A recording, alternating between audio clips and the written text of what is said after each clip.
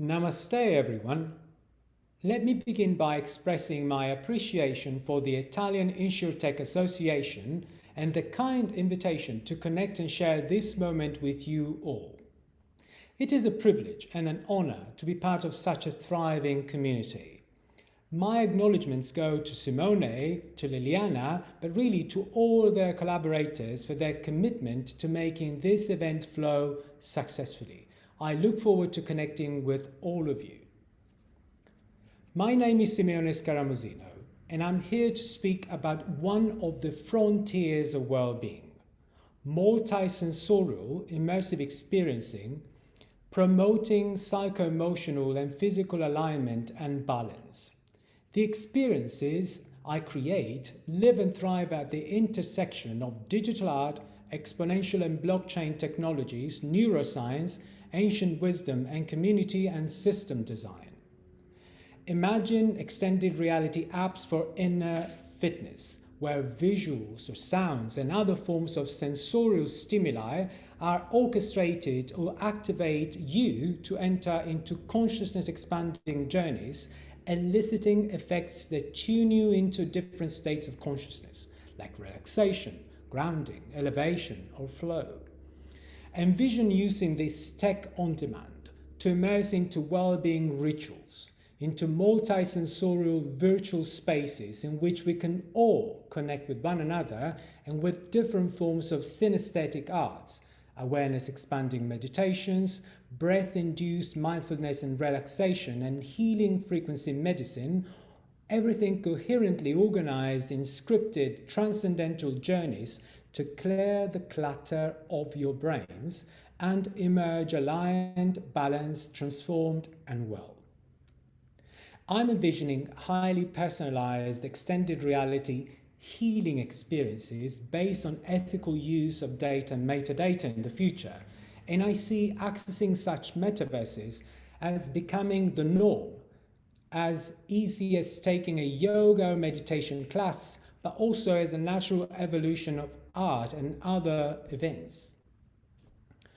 The interactive multisensorial metaverses in which participants immerse and journey are meant to ease them into disconnecting and transcending the default reality and reconnecting with the self first, while experimenting and experiencing the hard, expanding aesthetical and spiritual manifestations of our consciousness, but also the emotions that stem from the embodiment and the exploration of versions of our life narratives in which compassionate acts of individual and collective well-being become ordinary, organic, and systematic.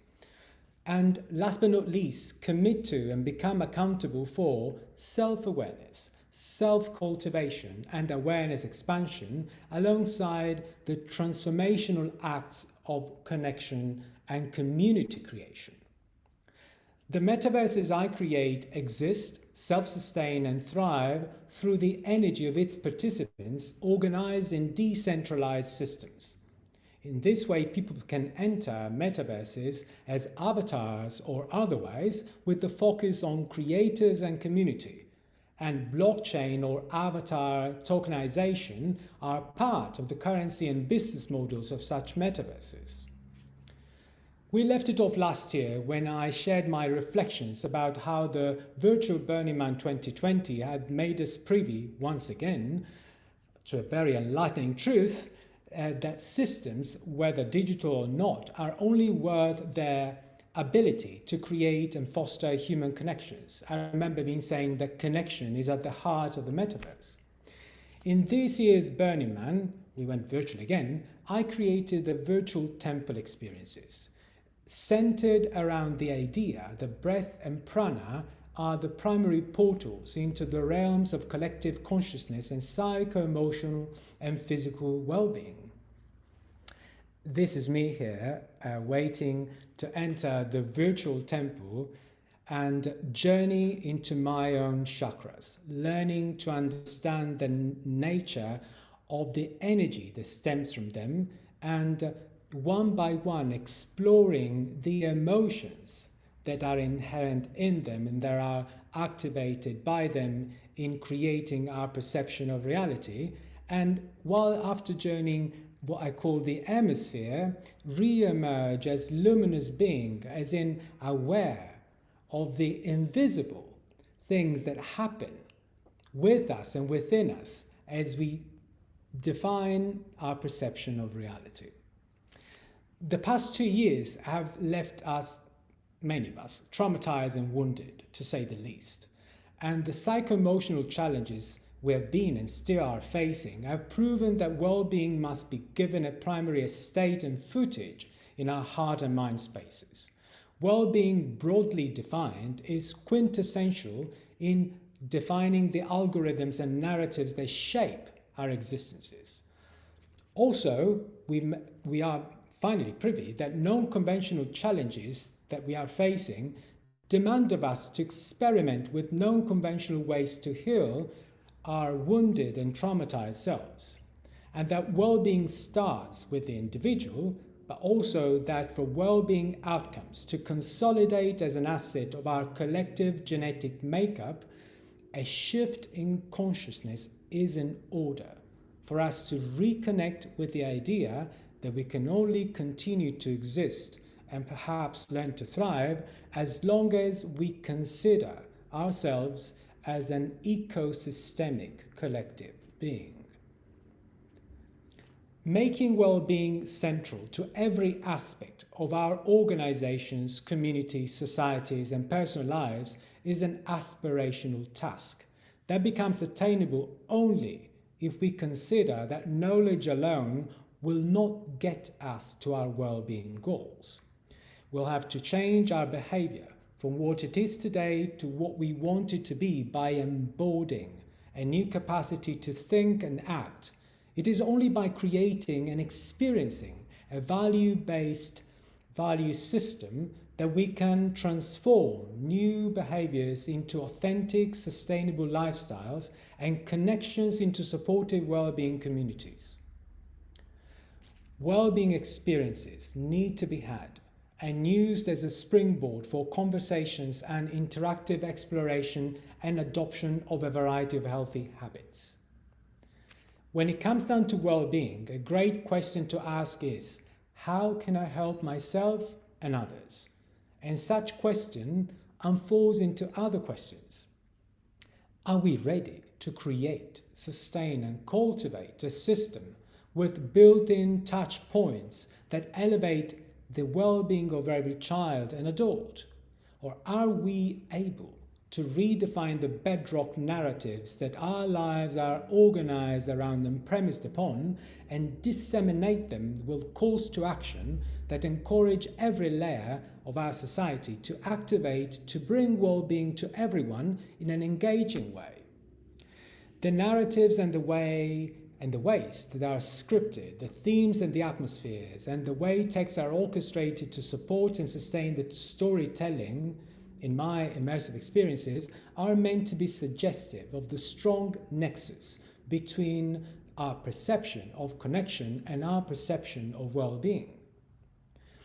In certain studies, it has become clear that people often unconsciously synchronize bodily functions like heartbeat and breathing when they share in an experience, such as a live performance or even have a conversation. So where to start? In committing to such goals, we need to consciously create spaces and bring people into such spaces where default rules of engagement and beliefs are suspended. And this can be attained by engaging areas of our brain that can support surrendering to a heart-centric, paradigmatic selflessness and disidentification and togetherness. The immersive and multisensorial virtual art experiences I create can help us achieve such goals by activating people to engage with virtual spaces that make them detach temporarily from their physical, mental, emotional reality and journey into realms where they experience non-ordinary states that enhance presence and creative self-expression. States in which the prefrontal cortex load is affected and relaxation and flow are induced. In such states, people are more prone to open up to such transformative experiences and let their heart energy support them in the process of integrating the aftermath of such experiences in their everyday lives. Imagine the brain and the heart working synergistically for your well-being. Visual, especially in conjunction with auditory and olfactory enhancement techs, continue to expand their uses in medicine, specifically in treatments for psychological conditions like trauma, phobias, and eating disorders. Such technologies are also emerging as tools in creative art therapies. Wearable optical neuroimaging tracking of brain function during, for instance, VR use allow us to study natural dynamic processes like interacting with art in virtual spaces, providing evidence that augmented experiences have positive influence on well-being, particularly on creating relaxation and flow, reducing stress and anxiety, promoting a sense of awareness and grounding, self-efficacy and creative agency, but also fun and joy during given the connection with the novelty of the medium, but also bringing higher our learning us higher on the learning curve. And positive outcomes have also been observed in psychosocial well-being. I'd like to conclude this by saying humans are a system prone to psychophysical and emotional well-being. Exponential technologies are meant to sustain our journeys towards the best versions of us in harmony with all ecosystems, and they are just as good as they can help us eliminate suffering or prompt us in that direction by amplifying our awareness, lato sensu, and our compassion and ability to empathize, the ultimate measure of well-being. Thank you.